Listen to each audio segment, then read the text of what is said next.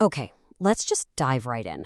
Companies are pouring billions, literally billions of dollars into generative AI, but some new research is showing this massive gap between all that spending and any real actual business results.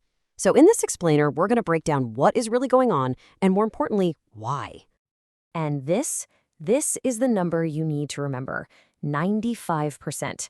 Despite something like $40 billion being spent by businesses on GenAI, a shocking 95% of them are seeing zero measurable return on that investment.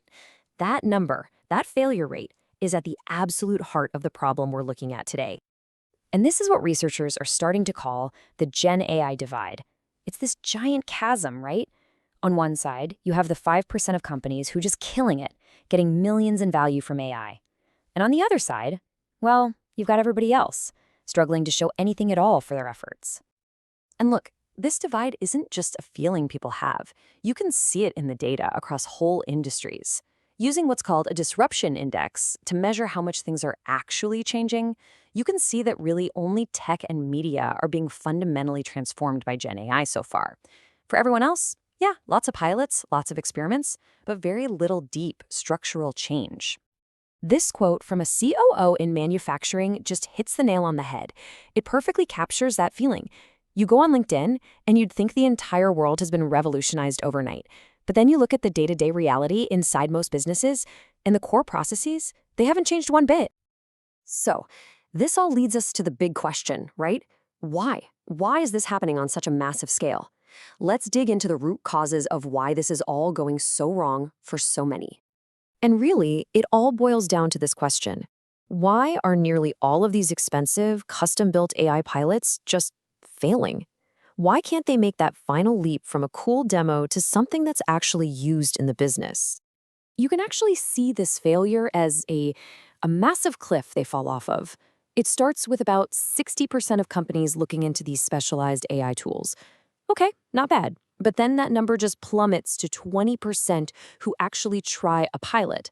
And from there, a tiny 5%, just 5%, get the tool working and delivering real value. It's a huge drop-off. And here's the absolutely crucial distinction. It's about the type of AI we're talking about. Your general-purpose chatbots, things like ChatGPT, those see really high adoption. About 83% of pilots actually succeed. But the specialized, task-specific tools, the ones that are supposed to drive that deep business value, that's where you see the total collapse. And here it is, the single biggest reason for that collapse. The research calls it the learning gap. See, most of these enterprise AI systems are basically static. They're kind of dumb. They can't remember what you told them 5 minutes ago, they don't learn from feedback, and they can't adapt to your specific workflow. It's like having an intern with amnesia every single day.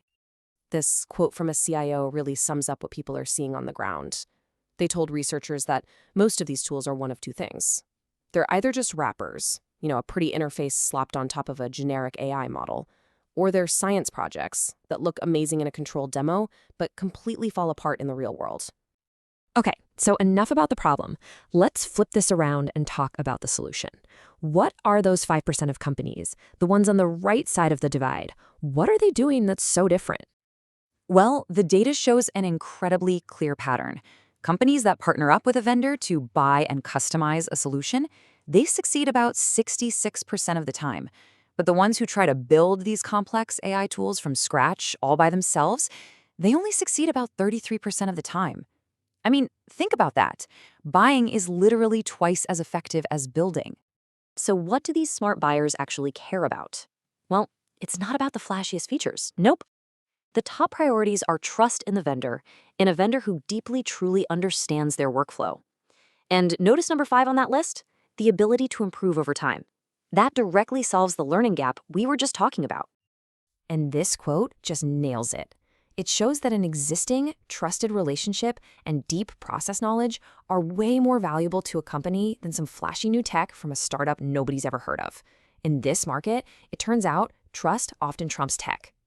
Now, this is where it gets really fascinating, because all of this leads to a super counterintuitive insight about where the real hard dollar financial wins are actually hiding. So if you look at where companies are spending their AI money, Roughly 70% of it is flowing into those front office functions like sales and marketing. And, it makes sense, right? Those are the visible, high-impact areas. But that's not where the gold is. The comparison here is just so stark. I mean, the front office wins are nice, don't get me wrong. 40% faster lead qualification is great. But the back office impact, it's on a whole different level. We're talking about companies saving up to $10 million a year by getting rid of outsourced processes. They're slashing agency spending by 30%. The biggest, most jaw-dropping savings are hidden away in these unglamorous back office jobs. So what does all this mean for the future? Where is this all headed? And how do you make sure your company ends up on the right side of this growing divide? The way this tech is evolving follows a pretty clear path. We're moving away from today's failing static tools and toward learning systems, the ones that can actually remember and get smarter. But the real future, the next big step, is what's being called the agentic web. This is where you have a whole network of AI agents that can work together on their own to get complex stuff done without a human having to guide every step. And this right here is why this moment is so incredibly critical. As this CIO points out, once you've spent the time and energy to teach a system how your business really works, the cost of switching to something else becomes enormous. All that data, all that feedback, it creates this powerful lock-in. The bets that companies are placing right now are going to define who wins and loses for the next decade. So look, this divide isn't going to be here forever, but the window to make the right strategic moves is closing, and it's closing fast. The gap between the AI haves and the have-nots is only going to get wider from here. So the real question you have to ask is, which side is your organization going to be on?